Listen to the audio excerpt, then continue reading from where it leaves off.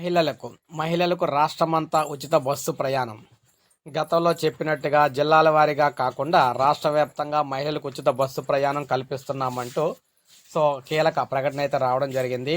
5 రకాల బస్సుల్లో ఆగస్టు 15 నుంచి అమలైతే చేయబోతున్నారు. 5 రకాల బస్సులు అయితే అమలైతే ఉంటాయన్నమాట. ఇందులో మనకి కూటమి హామీలో భాగంగా మహిళలకు రాష్ట్రమంతా ఎక్కడి నుంచి ఎక్కడికైనా ఉచితంగా వెళ్ళొచ్చని, ఈ పథకానికి సంబంధించి ఆగస్టు 15 నుంచి అమలు చేస్తామని మంత్రి కె అచ్చెన్నాయుడు అయితే స్పష్టం చేశారు.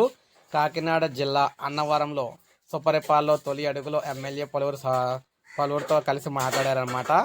మహిళలకు ఉచిత బస్సు ప్రయాణంపై ఇటీవల ఆర్టీసీ అధికారులతో మంత్రి లోకేష్ నేను సమావేశమయ్యాం. ఒక జిల్లాకు పరిమితం చేద్దామని అధికారులు సలహా ఇచ్చారు. కానీ మాటిచ్చాం, అమలు చేయాలని లోకేష్ చెప్పారు.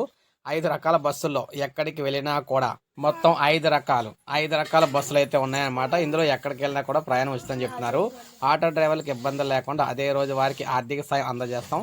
జగన్ ప్రభుత్వం రద్దు చేసిన వితంతు పెన్షన్ అయితే పునరుద్ధరిస్తామని చెప్పారు. మొత్తంగా చూసుకుంటే ఇక్కడ గమనించాల్సిన విషయం ఏంటంటే, ఎవరైతే మహిళలు రాష్ట్ర వ్యాప్తంగా ఇప్పుడైతే ప్రయాణం అయితే చేయొచ్చు. గతంలో జిల్లాల వారీగా అన్నారు. ఇప్పుడు రాష్ట్రంలో ఏ ప్రాంతాలకు వెళ్ళినా కూడా ఉచితంగా ప్రయాణం అయితే చేయొచ్చు అనమాట మహిళలు.